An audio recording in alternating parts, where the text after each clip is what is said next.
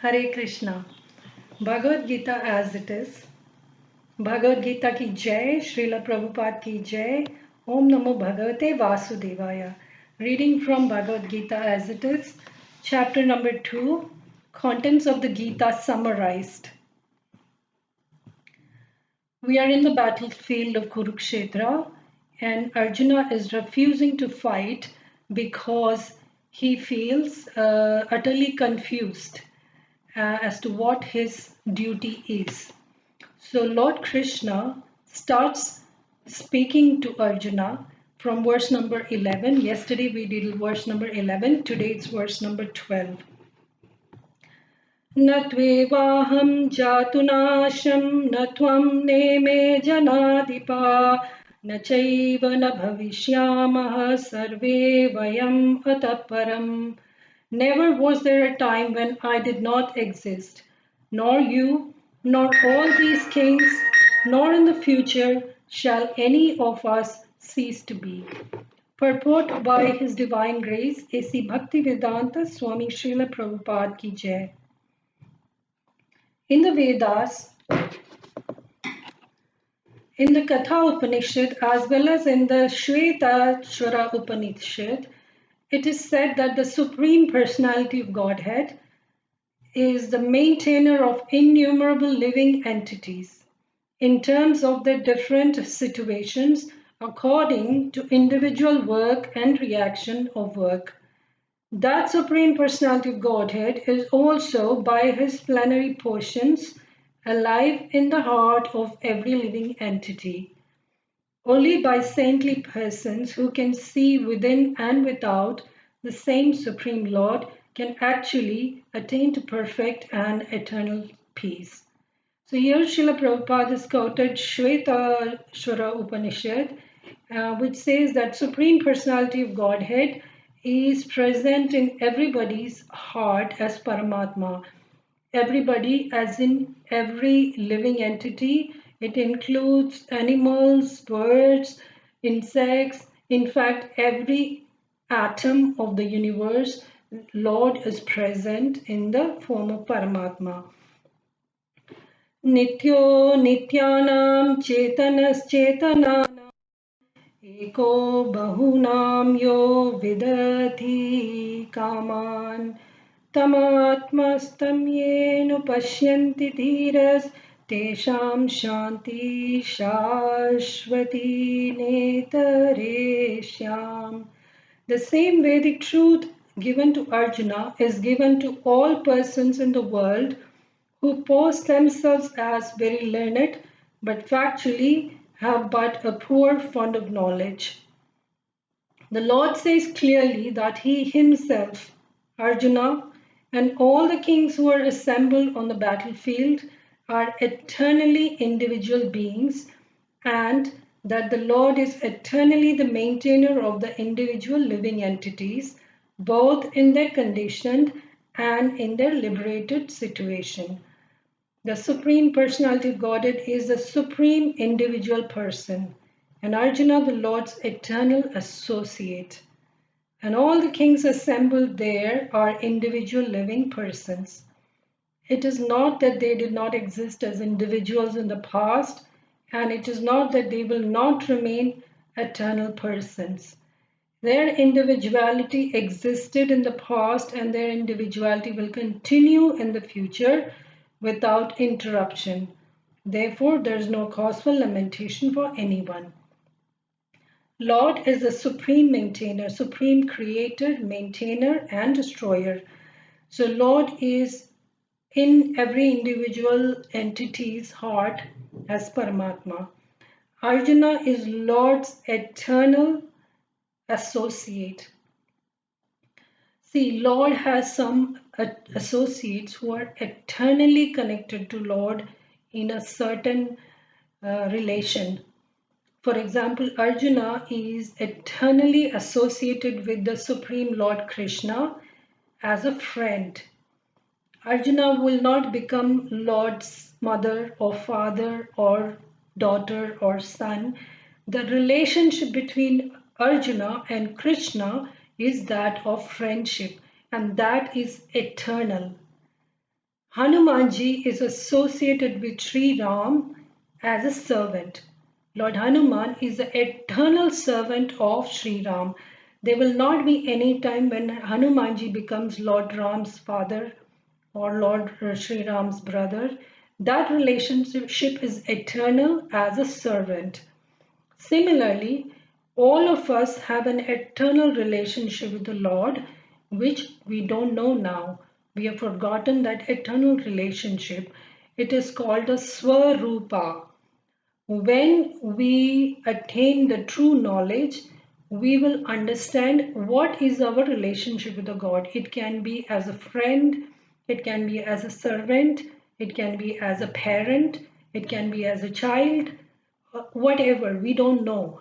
But we all have a Swarupa, and that will be known to us at the advanced stage of bhakti. So here Arjuna is the eternal associate of the Lord, and all the kings assembled are eternal individuals. So here again and again Prabhupada is reinforcing the fact that all of us are individual living entities and we are not same. This is a fundamental difference between the Vaishnava philosophy and the Advaita philosophy, or even one can say the Buddhist philosophy, where often the example is given of a pot filled with water. What happens according to that philosophy, what happens is, imagine a pot filled with water. When the pot breaks, the water merges into the ocean. If the pot filled with water is in an ocean, so our body is like that pot. At the time of death, the body disintegrates and what is inside merges with the ocean. That is refuted here, that is rejected here. Bhagavad Gita, which has come from the lotus lips of the Supreme Lord Sri Krishna, clearly says, and this line, this verse number 12, this verse number 12 of chapter number 2, Lord very explicitly, very clearly says that all of us have our individuality, and death does not stop that individuality. We will not merge into one another. We will not merge into the Lord. We have our individuality and that will remain intact. Regardless of what bodies we are in, regardless of death, our individuality is permanent, eternal, and we have a certain relationship with the God. The Mayavadi theory that after liberation, the individual soul, separated by the covering of Maya or illusion, will merge into the impersonal Brahman and lose its individual existence, is not supported herein by Lord Krishna, the Supreme Authority. Nor is a theory that we only think of individuality in the conditioned state supported herein. So, Krishna clearly says herein that in the future also the individuality of Lord and others, as it is confirmed in the Upanishad, will continue eternally. So if anybody talks about, the Atma being impersonal and death will stop our individuality, this is the verse to quote, 2.12. This statement of Krishna is authoritative because Krishna cannot be subject to illusion. If individuality were not a fact, then Krishna would not have stressed it so much, even for the future. The Mayavadi may argue that the individuality spoken of by Krishna is not spiritual, but material. Even accepting the argument that the individuality is material, then how can one distinguish Krishna's individuality? Krishna affirms his individuality in the past and confirms his individuality in the future also. He has confirmed his individuality in many ways. An impersonal Brahman has been declared to be subordinate to him. Krishna has maintained spiritual individuality all along. So Prabhupada has rejected the Mayavadi philosophy. The Mayavadi means those who, the Advaita philosophy, Brahman, Satyam, Jagat, Mithya, the Advaita philosophy, where it's an impersonal philosophy where they don't believe in individuality, they don't believe in the personal aspect of the God. They believe that the ultimate liberation is merging into the supreme. All that is rejected here, and sometimes they argue that Krishna, the individuality that Krishna is talking about, is the material individuality. But here Prabhupada refuted that argument also, because if Krishna's individuality was merely material, meaning when Krishna says, I existed in the past and I exist in the future, and so did you, is he just talking of this material individuality, the bodily individuality? Then how is Krishna the authority of Gita? Krishna is the authority of Gita because he is the Supreme Lord. If he is like us, then his statements will not hold that value. So the first premise is that we accept and understand that the Krishna is the Supreme Lord.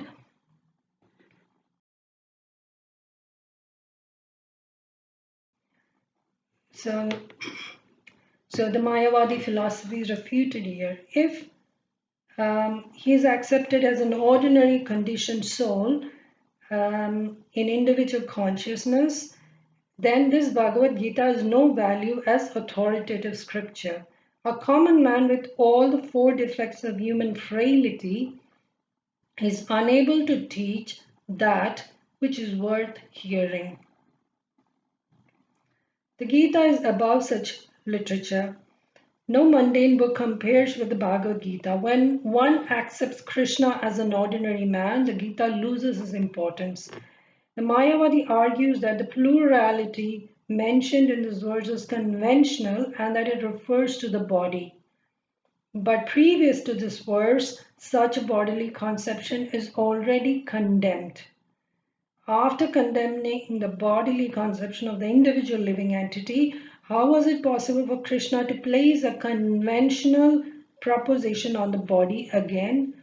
Therefore, the individuality is maintained on spiritual grounds and is thus confirmed by great acharyas like Sri Ramanuja and others. So here again, Srila Prabhupada is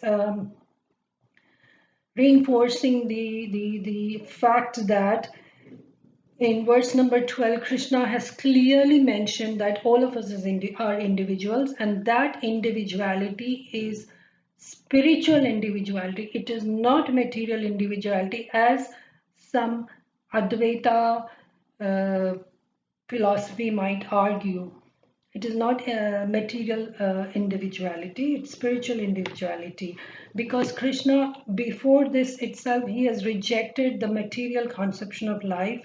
He has said that you are not this body. And then, after saying that, how can he say that you are individual because of this body?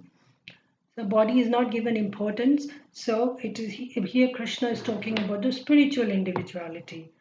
It is clearly mentioned in many places in the Gita that this spiritual individuality is understood by those who are devotees of the Lord, those who are envious of Krishna as the Supreme Personality of Godhead have no bona fide access to the great literature.